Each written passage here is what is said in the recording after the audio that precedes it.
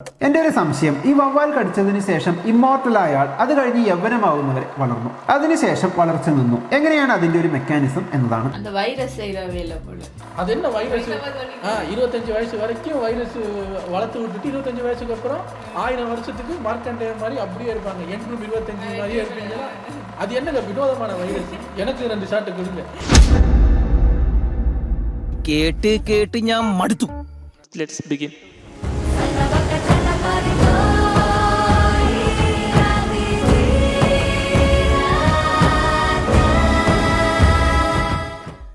നമുക്കിഷ്ടപ്പെട്ട ഒരു പടത്തെക്കുറിച്ച് മറ്റൊരാൾ കുറ്റം പറയുമ്പോൾ നിങ്ങൾ ഫ്രസ്ട്രേറ്റഡ് ആകാറുണ്ടോ? ഞാൻ ഫ്രസ്ട്രേറ്റഡ് ആകാറുണ്ട്. എൻ്റെ ഒരു സ്വഭാവ സവിശേഷതയാണ് എനിക്കൊരു പടം കണ്ട് ഇഷ്ടമായ അതിൻ്റെ റിവ്യൂസും റിയാക്ഷൻ വീഡിയോസും യൂട്യൂബിൽ അരിച്ചു പെറുക്കി കാണുക എന്നുള്ളത്. ബാക്കിയുള്ളവരും ഈ പടത്തിനെക്കുറിച്ച് നല്ലത് പറയുന്നത് കേട്ട് പുളകം കൊള്ളുക സ്വയം.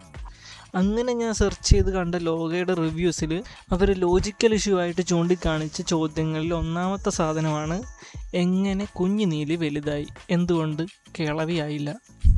സത്യത്തിൽ അതിനുള്ള ഉത്തരം ആ പടത്തിൽ തന്നെ ഉണ്ട്. നമ്മൾ വളർന്ന് പ്രായപൂത്തിരിയാകുന്നതും അതുപോലെ പിന്നീട് വാർദ്ധക്യത്തിലേക്ക് പോകുന്നതും രണ്ടും വേറെ വേറെ പ്രോസസ്സുകളാണ്.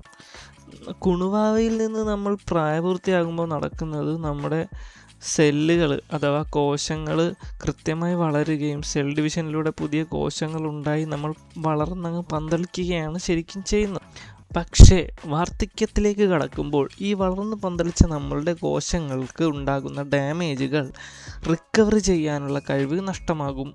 അതുപോലെ തന്നെ പുതിയ കോശങ്ങൾ ഉണ്ടാകുന്നതിൻ്റെ നിരക്കും കുറയും. ഇനി നമ്മുടെ നീലിയുടെ കേസിലേക്ക് വരുവാണെങ്കിൽ, കൊച്ചു നീലിയുടെ സെൽ ഡിവിഷനെല്ലാം കൃത്യമായി നടന്ന് കൊച്ചു നീലി വലിയ പെണ്ണായി. പക്ഷേ as the reason as possible, Neeli എപ്പോൾ ചോര കുടിച്ചാലും നീലിയുടെ സെല്ലുകൾക്കുണ്ടായ ഡാമേജുകൾ വിത്തിൻ സെക്കൻഡ്സ് റിക്കവർ ആവും. ഹെൽത്തി ആയിട്ടുള്ള സെല്ലുകളാണ് യുവത്വത്തിൻ്റെ രഹസ്യം.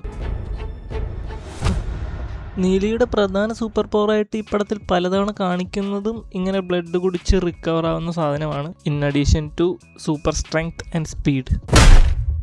ഇനി റിയൽ ലൈഫിൽ ഇങ്ങനെയൊക്കെ നടക്കുമെന്ന് ചോദിച്ചാൽ മേ ബി നടക്കാം. കാരണം ഈ പ്രകൃതി ഭയങ്കര വികൃതി പിടിച്ചൊരു സാധനമാണ്. ഒരു ഉദാഹരണം പറയാനാണെങ്കിൽ, നമ്മുടെ സോംബി ഫംഗസ് എന്നറിയപ്പെടുന്ന Ophiocordyceps unilateralis എന്ന ഫംഗസ്, ഈ ഫംഗസ് പ്രാണികളെയാണ് ടാർഗറ്റ് ചെയ്യുന്നത്, എസ്പെഷ്യലി ഉറുമ്പുകളെ. ഈ സാധനം ഒരു ഉറുമ്പിൻ്റെ ഉള്ളിൽ ചെന്ന് കഴിഞ്ഞാൽ ഉറുമ്പിൻ്റെ ബോഡി കൺട്രോൾ ഈ സാധനം അങ്ങ് ഏറ്റെടുക്കും. ഉറുമ്പിൻ്റെ പിന്നീടുള്ള ജീവിതം ഈ ഫംഗസിൻ്റെ ആവശ്യങ്ങൾ അനുസരിച്ചായിരിക്കും. ഉറുമ്പ് തൻ്റെ വീട്ടുകാരെയും നാട്ടുകാരെയൊക്കെ ഉപേക്ഷിച്ച് ഈ ഫംഗസിന് വളരാൻ ആവശ്യമായ സ്ഥലത്തേക്ക് മാറും.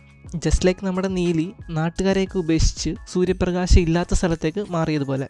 ഇനി നീലി എന്ത് കഴിക്കണം, എവിടെ താമസിക്കണമെന്ന് വൈറസ് തീരുമാനിക്കും. ഇനി ഞാൻ പറയും, നീയൊക്കെ കേൾക്കും.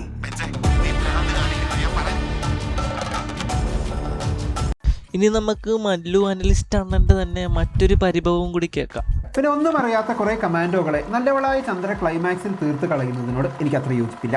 അപ്പോൾ ഡൗട്ട് നമ്പർ 2, നീലി കമാൻഡോസിനെ കൊന്നോ? അതിൻ്റെ ഉത്തരം നീലി കൊന്നിട്ടില്ലെന്ന് തന്നെയാണ്. ആസ് യു ക്യാൻ സീ, നീലയുടെ കയ്യിലെ തോക്കും അതിൽ ഉപയോഗിച്ചിരിക്കുന്ന ബുള്ളറ്റും നോക്കിയാൽ അറിയാം അത് ആളക്കൊല്ലി തോക്കല്ല, അത് മയക്കുവെടിയാണെന്ന്.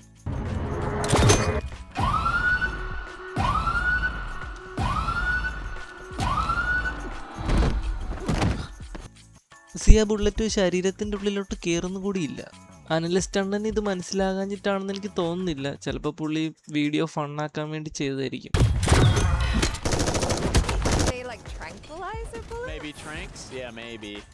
പിന്നെ അവർക്ക് അത്യാവശ്യം നല്ല രീതിക്ക് അടി കിട്ടിയിട്ടുണ്ട്.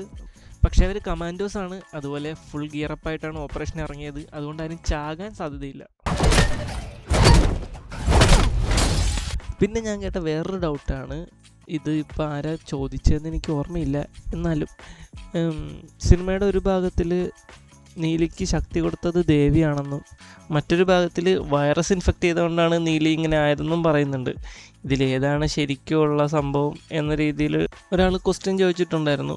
ഇതിൻ്റെ ഉത്തരം എന്ന് പറയുന്നത്, പണ്ട് നമ്മുടെ നാട്ടിൽ സ്മോൾ പോക്സ് വന്നപ്പോഴും നാട്ടുകാർ പറഞ്ഞത് അത് ദൈവകോപം കൊണ്ടാണെന്നാണ്. അന്നത്തെ ആൾക്കാർക്ക് അത്ര അറിവുള്ളൂ.